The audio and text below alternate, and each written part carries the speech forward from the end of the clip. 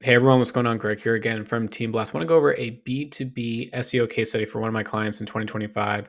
They're up almost 200% in organic traffic from January 1st through April 2025 versus the same time period of 2024. So I want to walk you through how I think about B2B SEO for this client, but also all of my clients as well, because it's kind of the same pattern. So it begins with technical crawls. So every website is different. I've onboarded clients that have had major technical issues with their website, and I'm not talking about like robots.txt file problems or no index pages. I'm talking about JavaScript heavily built websites that Google really can't rank as well, and Bing might not even index properly. So, really, for me, whether I onboard or as a consistent weekly basis, I'm making sure that there's no issues that are happening with the website. I don't want to restrict any future growth. Next is percentage of Google and Bing SEO traffic. What I notice actually with B2B is that Bing typically makes up roughly around 10%, but it could actually be even a little bit higher. For this particular case study, they're around 8% of their traffic from Bing in 2025. But I track both Google traffic and Bing, um, mainly because when I track your rankings, I can actually do this with an SEM Rush and track Google rankings and Bing rankings. And when I look at Search Console and Bing Webmaster Tools, there's usually opportunities that I can maybe rank a little bit better in one search engine and drive more qualified visits back to that website to get more conversions. Next, expansion of new content. So you always have to keep creating new content. You can't keep the website stagnant. So I'm always looking for new additional landing pages to create for my clients to drive new users to their site. Next, refinement of existing content. So not so much blog posts, but if we, let's say, build a few new landing pages and after a couple months, I'll look at the data from Search Console and Bing Webmaster Tools and SEM Rush and look at what keywords are kind of stuck on page two, what terms might want to, have another clear scope report through, internal links, images, video schema markup. What are we can do to really get to page one and get more traffic for my clients so they can get more customers for their service? Next, to really help with that, I look at the path exploration in GA4. So, as an SEO expert, I have to obviously think about competition. I have to think about new ways to attract users, but then I got to look at where are users going when they go through the existing website. The path exploration tool I think is valuable. It's not as good as the legacy old GA, the old Google Analytics report, but still helpful for me to get an idea of where do you start, where do you go through. Does this kind of maybe help somebody fill out a form or purchase something for my client? And then finally, if I have access to it, I do look at your Google ads and Bing ads traffic. There's a treasure trove of information here. You can get search queries report, you can get demographics, you can get a lot of information from this. So not all my clients run Google ads or Bing ads, but this one particularly does. I don't manage it, but I still have access to it. So I can actually look at the search queries report. That helps me also with organic traffic as well to look for new opportunities to expand into. So to start, weekly technical crawls. So SEM Rush allows me to run a weekly technical scan. Now the 88% says no changes.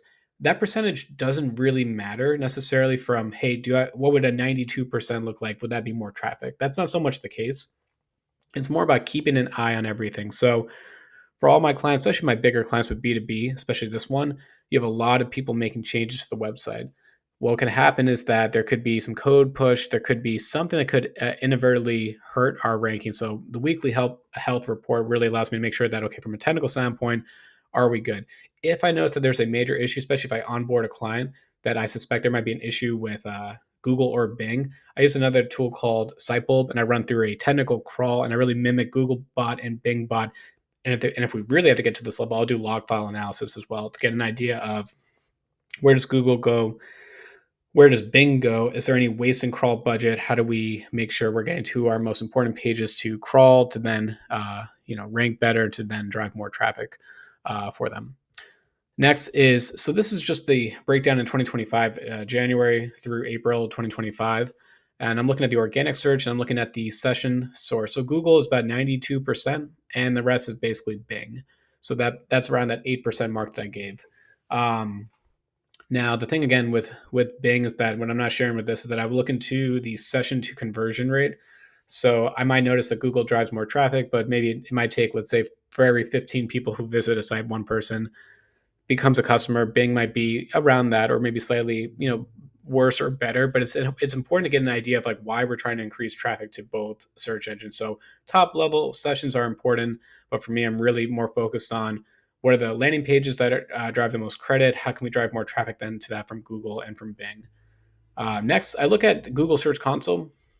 Now, this is consistent traffic gains over 12 months. So you can see here the rise from last May to now where we are. We're getting that nice incline in both impressions and total clicks. I always talk about this with all my clients. Impressions come first, so you can go from never ranking to page 2 or even the bottom of page 1 of Google, and you're barely getting any clicks. But if you move up higher up on page 1, you get more clicks. Now, obviously, we all know about AI and AI answers and everything else in shopping ads, and people also ask. There's so many things that go involved on the SERP now today that are much different from a year ago, but the mindset is still the same, which is very much we have to at least get into the play to get more traffic. Bing, same thing, a little bit harder to see, but we've had a little bit of an increase in traffic. It pretty much matches up with what I'm seeing with their traffic. Now again, this is just a sliver of their traffic. Bing doesn't, just like Google Search Console, doesn't exactly report on every visit, but just nice trend lines, really helpful to see how we are progressing. So I talked a lot about like the expansion of the content. What do I do? So one way that I start off with this is that I use SEMrush. So I talk with my client about who their top competitors are. We look at the keywords, then we look at competitors of my competitors. So I'll use SEMrush. I'll put in the competitor, and then I'll look at the organic competitors report, and then I'll look for shared keywords, common keywords, where the gaps are. I can usually start with 1-on-1, or I could do 1 versus, let's say, 3 or 4. It's important to get this baseline because a lot of times with my clients and even myself, I come in with blind spots and I don't exactly know the keyword universe, especially when I onboard a new client. So doing the competitor report in SEMrush or a third-party tool allows me to see pages that they have that are driving a few hundred visits to them that are worth maybe us to explore, to create, to either mimic or even to do something better. Or, for example, they might have like a PPC strategy only, but they're not ranking it from an organic perspective. So that tells me that there's value in it from a paid search perspective. They're not ranking well organically. We need to do something on our site to rank. So create the content, video schema markup, additional schema markup, other ways that we can really utilize this to drive organic traffic. So spend a lot of time in the SEMrush report. Next is the refinement of existing content. So one tip that I always give is to use Google Search Console.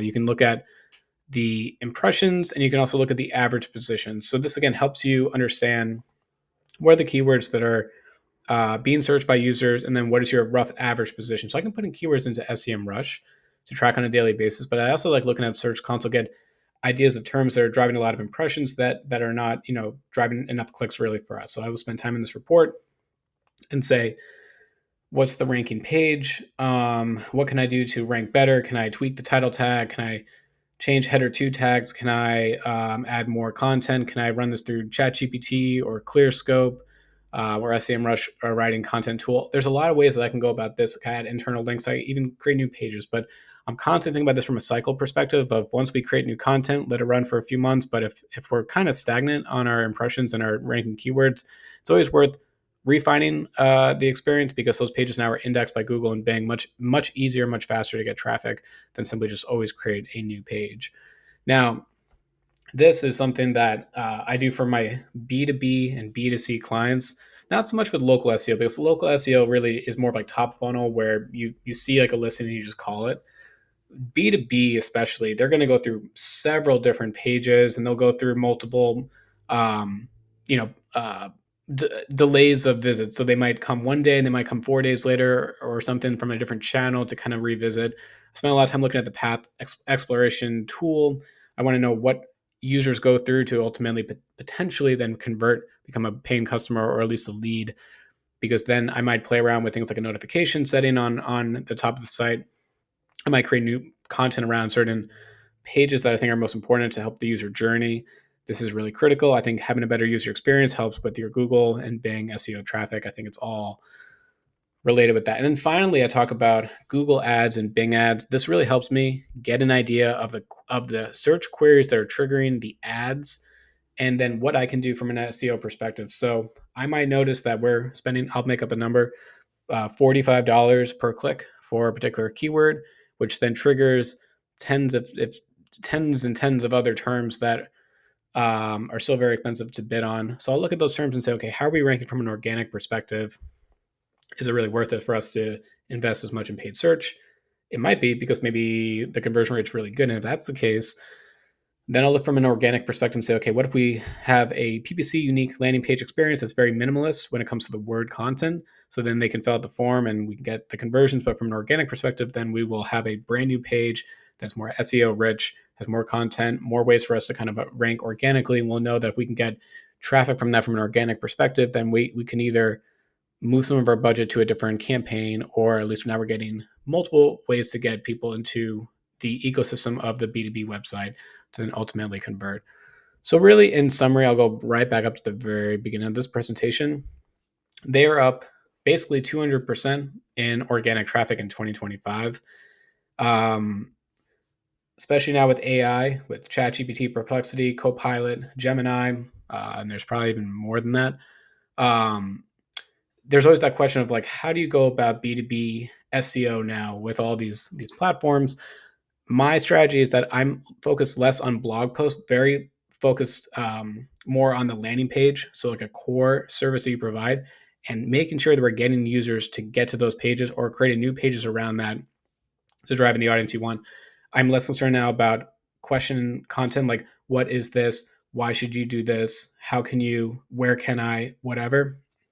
I ChatGPT and everything else like that really does a great job answering that. So I think that phase now is over. So I think you have to really focus on the landing page of your core service to kind of survive and to thrive with SEO in 2025. And I guess that rhymed at the end, which I was not planning. But anyway, that is the B2B SEO case study. They're again up almost 200% in SEO traffic.